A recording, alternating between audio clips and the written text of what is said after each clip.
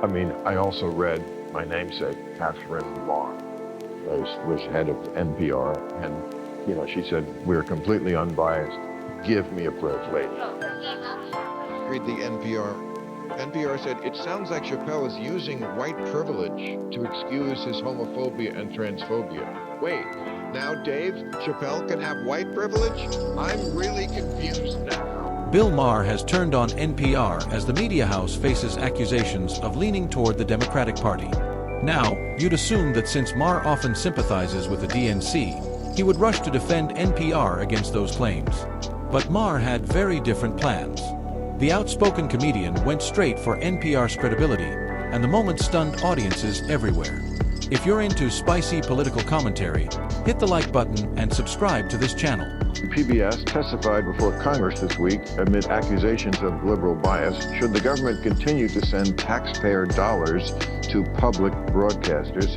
Well, a little background here. I mean, they've been after them for, the Republicans have wanted to get rid of PBS as long as I can remember. This crowd will probably do it. I mean, I also read my namesake, Katherine Maher, was head of NPR, and, she said, we're completely unbiased. Give me a break, lady.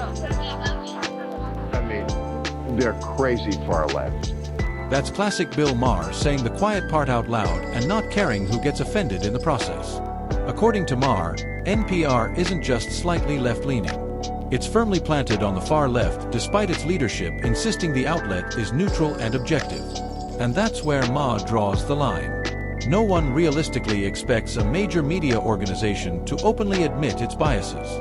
But pretending they don't exist is a different issue entirely. Maher argues that claiming neutrality while consistently pushing one ideological worldview is dishonest and frankly insulting to the audience's intelligence. In his view, NPR has drifted so far into ideological comfort that it no longer even recognizes its own slant. The problem isn't that NPR has opinions. Everyone does. The problem is the refusal to acknowledge them.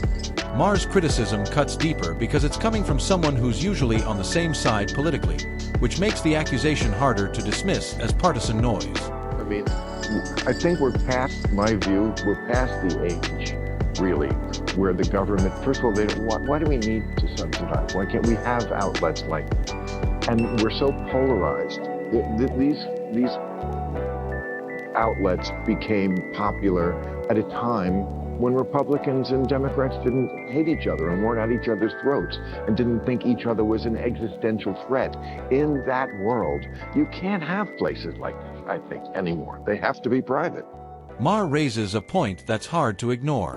When an outlet like NPR receives government funding, it inevitably invites questions about independence, accountability, and influence. Even if no direct pressure exists, the perception alone is enough to undermine public trust. As Maher suggests, that's why privatization makes sense. A publicly subsidized media organization can too easily slide into becoming a media outlet perceived as aligned with the priorities of whichever party holds power, especially in a political climate as toxic and polarized as today's. The stakes are simply too high now for public media to convincingly claim neutrality while relying on taxpayer money. NPR may have once served a unifying role, but in an era defined by ideological warfare and cultural division, that mission feels increasingly outdated. Going private wouldn't silence NPR. It would force it to stand fully on its own credibility, audience support, and transparency. And if it truly believes in its neutrality, privatization would be the cleanest way to prove it.